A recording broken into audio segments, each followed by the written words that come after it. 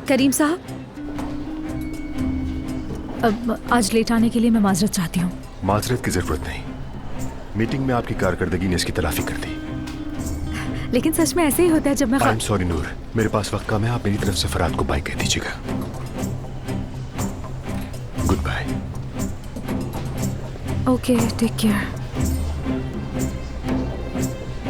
हे अल्मास, ये अंदर क्या हरकतें कर रही थी? तुम खुद को क्या समझती हो?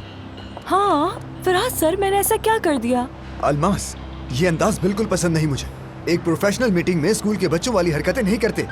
क्या ये किसी ने सिखाया नहीं तुम्हें? हाँ, मीटिंग में कौन लेट आया? नूर, और उसी ने बिग बॉस को बोलने से रोक दिया। लेकिन इल्जाम तो मुझ बेचारी पर लगेंगे ना। अल्मास, तुम्हें पता है तुम अंदर क्या करती रही हो? आइंदा ऐसा बिल्कुल मत करना। क्या हो रहा है यहाँ? कुछ नहीं मेरी जान, फरहाद सर बता रहे हैं, बॉस है वो। क्या कहा तुमने?